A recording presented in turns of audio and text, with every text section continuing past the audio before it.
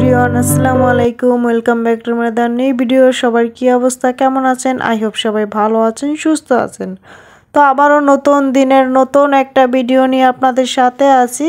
আশা রাখছি এই ভিডিওটা আপনাদের কাছে অনেক বেশি ভালো লাগবে। তো এর মধ্যে যারা আমার ভিডিওর সাথে আছেন তারা প্লিজ আমার ভিডিওটা ফুল ওয়াচ টাইম করবেন। তো যারা আমার ভিডিওটা দেখা শুরু করেছেন প্লিজ একটা লাইক দিয়ে দিবেন। তো আজকে সকাল সকাল বাজার করা হয়েছে, তো বাজারগুলি বের করে নিয়েছি। তো এখানে সবজি বাজার করা হয়েছে, তো বাজারটা আনার পর এখন বাজারগুলি গুছিয়ে নিব। তো এখানে হচ্ছে পুঁই শাকের বিচি আর হচ্ছে লতি আনা হয়েছে, তারপর হচ্ছে মিষ্টি কুমড়া আর হচ্ছে সরিষার শাক। তো প্রত্যেকটা সবজি অনেক বেশি সুন্দর ছিল, তো দেখতেই তো পারলেন অনেক সুন্দর।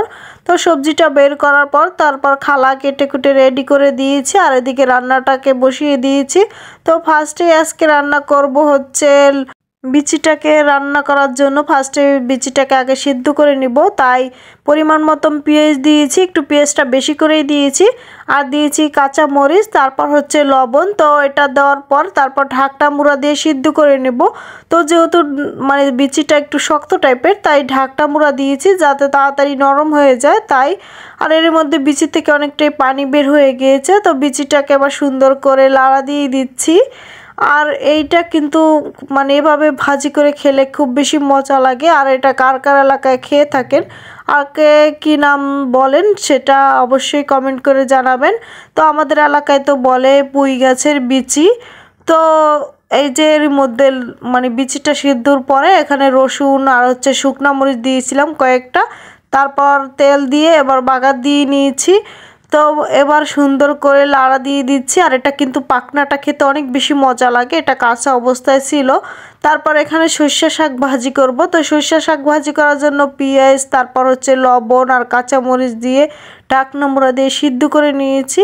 তো যখন একটু ভাপ আসছে তখন এই ঢাকনাটা তুলে সুন্দর করে একটু লাড়া দিয়ে দিচ্ছি। তো সরিষা শাকটা কিন্তু একদমই কুচি কুচি করে কাটা হয়েছে, তো এভাবে কুচি কুচি করে কাটলেই তাহলেই ভালো লাগে। তো যখন শাকটা সিদ্ধ হয়ে গেছে তখন নামায় তারপর এখানে বাগার দেওয়ার জন্য রসুনটাকে ভেজে নিচ্ছি। তো রসুন আর হচ্ছে শুকনা মরিচ আর হচ্ছে তেল দিয়ে এবার বাগার দিয়ে নিব, তাই পরিমাণ মতন সব কিছু দিয়ে এবার আমি সুন্দর করে যখন রসুনটা ভাজা হয়ে গেছে তখন এই দিয়ে দিচ্ছি শাকটা। আর শাকটা কিন্তু একদমই উনে অল্প একটু হয়ে গেছে, দেখতে পাচ্ছেন এখানে 3 মোটা শাক ছিল, তো রান্নার পরে একদমই মানে অল্প হয়ে গিয়েছিল। আর এখানে হচ্ছে লতি রান্না করব। তো লতি রান্না করার জন্য পরিমাণ মতন পেঁয়াজ কাঁচামরিচ আর হচ্ছে তেল দিয়েছি। তো সর্ষের তেল দিয়ে আজকে লতিটা রান্না করব।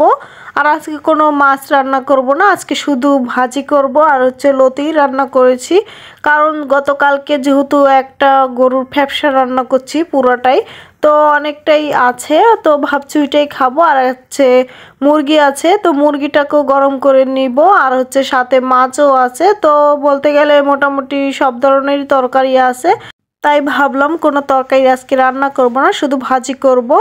তো লতি রান্না করার জন্য এখানে পেঁয়াজটা যখন ভাজা হয়ে গেছে তখন এই গুঁড়া চিংড়ি দিয়েছি, ছোট ছোট চিংড়িগুলি দিয়ে তারপর একটু চিংড়ি মাছটা ভাজার পর এখানে আমি দিয়েছি 1/2 টেবিল চামচের মতো আদা রসুন বাটা আর হচ্ছে 1 টেবিল চামচ হলুদের গুঁড়ো, 1 টেবিল চামচ মরিচের গুঁড়ো, 1/2 টেবিল চামচ জিরের গুঁড়ো দিয়ে সুন্দর করে এবার আমি মশলাটাকে কষিয়ে নিব। তো এভাবে যদি রান্না করে থাকি লতিটা খেতে কিন্তু অনেক বেশি মজা লাগে।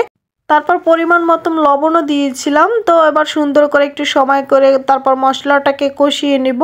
তো যত বেশি কষানো হব তত বেশি কিন্তু লতিটা খেতে অনেক বেশি মজা লাগবে। আর অনেক দিন পরে এবার লতি রান্না করছি, তো বলতে গেলে 2-3 মাস পরেই রান্না করছি।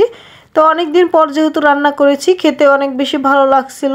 তো লতিটা তারপর দিয়ে দিচ্ছি যখন মশলাটা সুন্দর করে কষানো হয়ে গেছে তখনই। তারপরে এই যে লতি রান্নাটা হয়ে গিয়েছে, তো রান্না হতে কিন্তু একদমই অল্প সময়ের মধ্যে লতিটা হয়ে গিয়েছে আর লতিটার মধ্যে অনেক সুন্দর একটা কালার আসছে মাশাআল্লাহ। তারপর দুপুরে রান্না বান্না শেষ করার পর আরও অন্যান্য কাজ ছিল, তো সব কাজ সারার পরেই তারপর আমরা দুপুরের খাবারটা খেয়ে নিব। আর এখানে সব খাবার দাবারও টেবিলে নিয়ে নিচ্ছি। তো গতকালকে তরকারি ছিল, তো ওই তরকারিটা কিছুটা ওভেনে গরম করেছি আবার চুলায়ও গরম করেছি। আর এই ছিল আমাদের দুপুরের মেনু। তো এটা দিয়ে আমরা দুপুরে সবাই খাবারটা খেয়ে নিব।